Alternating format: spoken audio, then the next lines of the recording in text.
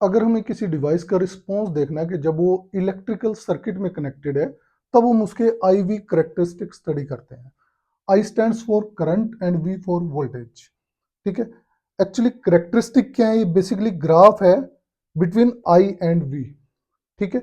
कितनी हमने voltage apply की और उस वोल्टेज के कोरस्पॉन्डिंग कितना करंट डिवाइस के थ्रू प्रोड्यूस हुआ। ठीक है। यहाँ पे हम पीएन जंक्शन डायोड का केस लेंगे। This is symbol of PN junction diode. ठीक है। ये पी टाइप हो गया, ये एन टाइप हो गया, ये इन दोनों का जंक्शन है यहाँ पे। ठीक है। ये ट्रायंगल जो शो किया ये पी टाइप मटेरियल है और ये एन टाइप। ठीक है। जब हम इस डायोड को वोल्टेज देंगे यहाँ से इसके टर्मिनल के थ्रू, तो इसमें से करंट फ्लो करेगा। ठीक है। कितनी वोल्टेज के कोरस्पॉन्डिंग कितना करंट फ्लो हुआ, that will give the I V characteristic. और उसको हम कैसे निकालेंगे? ग्राफ से। ठीक है। This is graph between I and V. Now current और वोल्टेज के बीच में ग्राफ बनाने के लिए हम इस डायोड को अब सर्किट डायग्राम में ज्वाइन कर देते हैं। ठीक है। ये डायोड है, ये हमने इसके क्रॉस वोल्टेज दी, बैटरी दी, ताकि हम बाहर से इसको वोल्टेज दें, इसमें से करंट फ्लो करे। ये हमारा पोटेंशियोमीटर है, ये जो दिखाया मैंने, दिस इज पोटेंशियोमीटर या रियोस्टेट भी इसको बोलते हैं। इसका काम क्या है? यहां से हम वोल्टेज को वेरी कर सकते हैं। ठीक है। ये आर रेजिस्टेंस हमने इसके थ्रू लगाया है। ये इसलिए लगाया है ताकि जब इसमें से एक्सेसिव करंट फ्लो हो तो आर रेजिस्टेंस उसको लिमिट कर दे। ठीक है। उस करंट को रोक दे ताकि इसमें जो करंट की वजह से हीटिंग इफेक्ट होगा उससे ये हमारा डायोड डैमेज हो सकता है परमानेंटली। उस डैमेज को रोकने के लिए हमने यहाँ पे ये रेजिस्टेंस आर लगाया। ठीक है। जो वोल्टेज हमने यहां से दी है, कितनी वोल्टेज दी, उसको मेजर करने के लिए पैरेलल में हमने वोल्ट मीटर लगा दिया। ठीक है। ये पैरेलल में डायोड के वोल्ट मीटर लगाया, इससे हम वोल्टेज मेजर कर सकते हैं कितनी वोल्टेज हमने यहां से सप्लाई की इसको। ठीक है। और ये एम मीटर लगाया हमने। ठीक है।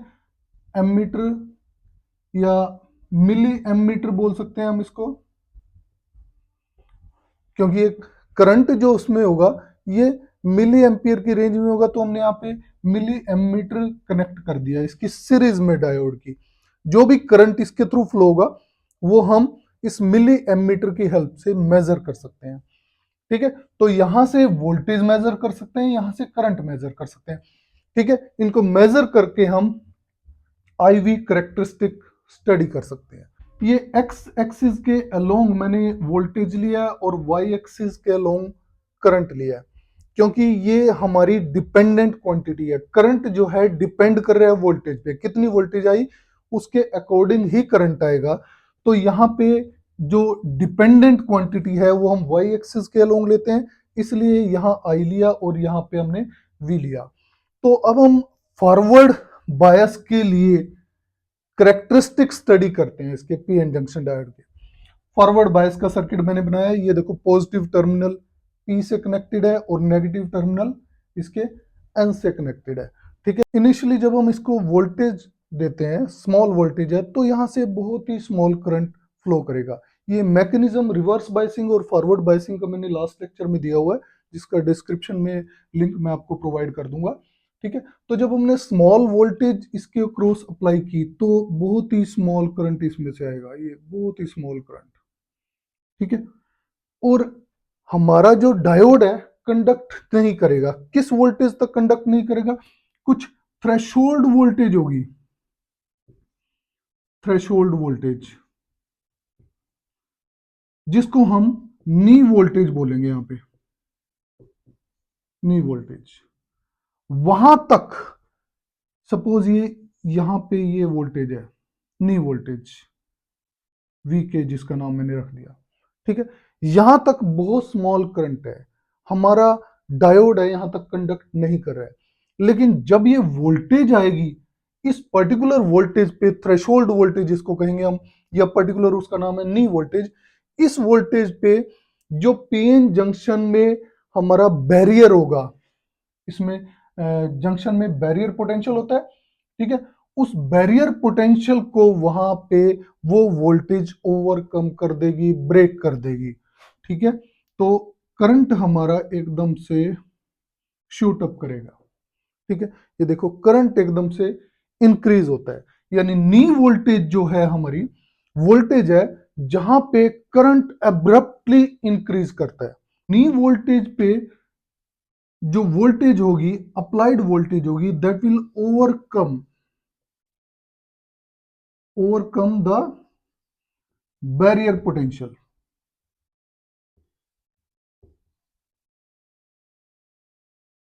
बैरियर पोटेंशियल जो डेवलप हुआ था, जो डिप्लीशन रीजन की वजह से बैरियर पोटेंशियल डेवलप हुआ था, ठीक है, उसको ये नी वोल्टेज ओवरकम कर लेगी। जब वोल्टेज नी वोल्टेज पे आएगी तो वो उसको ओवरकम कर लेगी, और ओवरकम करने का मतलब है कि उसके थ्रू करंट, जंक्शन के थ्रू करंट पास होने लगेगा, और करंट हमारा एकदम से शूट अप करेगा, इंक्रीज करेगा।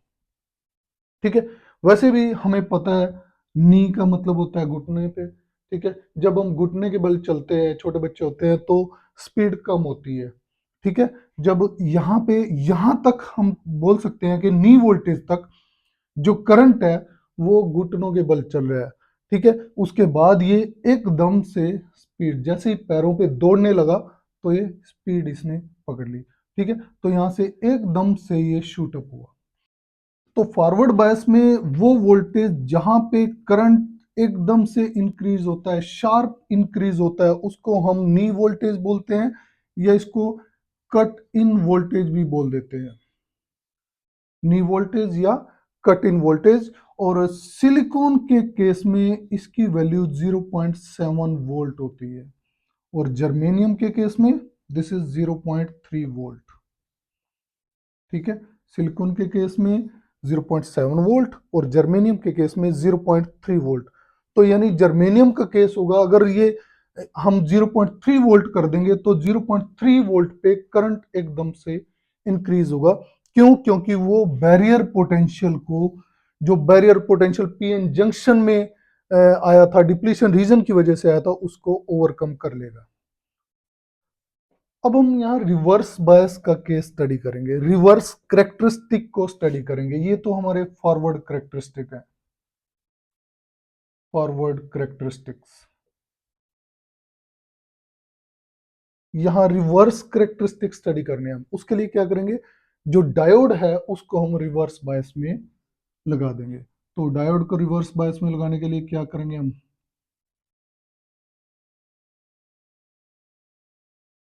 ये हमने डायोड को रिवर्स बायस में कर दिया। पॉजिटिव टर्मिनल बैटरी का एन से कनेक्ट हो गया, और नेगेटिव टर्मिनल पी से कनेक्ट हो गया।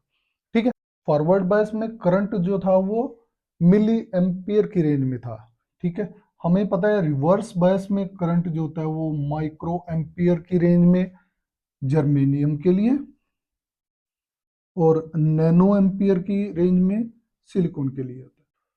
तो हम यहाँ पे जर्मेनियम का केस ले रहे हैं, यहाँ पे हमने माइक्रो एमीटर लगा दिया, माइक्रो एमीटर सीरीज में कनेक्ट कर दिया करंट के लिए, और ये वोल्ट मीटर था, इसके अक्रॉस जो वोल्टेज हमने दी उसको मेजर करने के लिए। ठीक है, तो यहाँ पे क्या होगा, जब हम रिवर्स बायस में वोल्टेज देते हैं, हमें पता है जब रिवर्स बायस में हमने वोल्टेज दी तो इनिशियली करंट जो होगा वो बिल्कुल ही नेग्लिजिबल होगा, बहुत ही स्मॉल करंट आएगा। ठीक है, वो स्मॉल करंट किसकी वजह से आएगा, रिवर्स सेचुरेशन की वजह से, रिवर्स सेचुरेशन करंट, या जिसको हम लीकेज करंट भी बोलते हैं। ठीक है, तो ये जो यहां से यहां तक है हमारा, ये मैं दिखाऊंगा रिवर्स सेचुरेशन करंट, ये यहां से यहां तक। ठीक है, उसके बाद क्या होगा, ये करंट एकदम से इंक्रीज हो रहा है, शार्प इंक्रीज आया करंट में, यहां पे हम देखते हैं इस तरह से। ठीक है, अब शार्प इंक्रीज यहां क्यों आया, क्योंकि ये वोल्टेज जो होगी, ये इसके कोरस्पोंडिंग जो वोल्टेज आई, this is breakdown voltage. तो ये जो वोल्टेज है जिसको हमने ब्रेक डाउन वोल्टेज कहा है, इसके बाद जो करंट देखते हो आप एकदम से इंक्रीज हुआ। यहाँ दो मैकेनिज्म हो रहे हैं, एक तो जीनर ब्रेकडाउन और उसके बाद एवलांची ब्रेकडाउन। जीनर ब्रेकडाउन कब होता है? जब हमने वोल्टेज इतनी ज्यादा दे दी कि जो बॉन्ड्स होंगे मटेरियल के, बॉन्ड्स टूटने लगेंगे। बॉन्ड्स टूटने की वजह से इलेक्ट्रॉन होल पेयर जनरेट होंगे, उसकी वजह से एकदम करंट इंक्रीज करेगा। ठीक है, अब फिर हम वोल्टेज और ज्यादा बढ़ाते जा रहे हैं। जब और ज्यादा वोल्टेज बढ़ाई उसके बाद क्या होगा, जो ये इलेक्ट्रॉन होल पेयर जनरेट हुए थे, they will get sufficient energy. जो इलेक्ट्रॉन है वो इतनी एनर्जी ऑब्टेन कर लेंगे कि वो दूसरे बॉन्ड्स की ब्रेकअप शुरू कर देंगे। ठीक है, जब एक इलेक्ट्रॉन ने दूसरे बॉन्ड को तोड़ा, फिर उसको इतनी एनर्जी मिल गई कि वो तीसरे को तोड़ देगा। तो यहाँ पे एक चेन रिएक्शन सेटअप हो जाता है, जिसकी वजह से एवलांच या बहुत ज्यादा चार्ज कैरियर जो है वो प्रोड्यूस हो जाते हैं। ठीक है, जिसको बोलते हैं हम avalanche breakdown. So these are reverse characteristic of PN junction diode. अब ये जो इसमें मैंने आपको बताया था कि जीनर ब्रेकडाउन और एवलांची ब्रेकडाउन, ये ज़्यादा डिटेल में देखना है तो आप मेरा लास्ट लेक्चर देख सकते हो जो डिस्क्रिप्शन में दिया हुआ है मैंने। ठीक है, now current through the diode is given by I equal to I naught exponential EV upon KBT minus 1। ठीक है, E यहाँ पे चार्ज ऑफ इलेक्ट्रॉन है, V ब्रेकडाउन वोल्टेज है, KB बोल्ट्जमैन कांस्टेंट है, T temperature of the diode. ठीक है, अब फॉरवर्ड बाइसिंग के केस में exponential EV upon KBT this is very very greater than 1। ठीक है, तो उस केस में I जो होगा हमारा current I will be equal to I not exponential EV upon KBT। लेकिन रिवर्स बायस के केस में ये जो exponential EV upon KBT this is very very less than 1। उस केस में ये टर्म नेग्लेक्ट हो जाएगी and I will be equal to minus I not. तो I नॉट को हम यहाँ पे रिवर्स सैचुरेशन करंट बोलते हैं। रिवर्स सैचुरेशन करंट, ये रिवर्स सैचुरेशन करंट।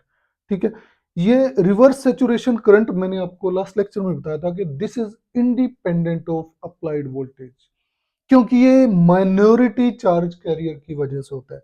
जो रिवर्स सैचुरेशन करंट है this is due to minority charge carriers. ठीक है, माइनॉरिटी चार्ज कैरियर्स होते हैं जो टेम्परेचर से इस मटेरियल में प्रोड्यूस होते हैं। ठीक है, वोल्टेज का उनकी प्रोडक्शन में कोई रोल नहीं होता। That's why reverse saturation current is independent of applied voltage. So this was all about the IV characteristic of a PN junction diode. Thank you.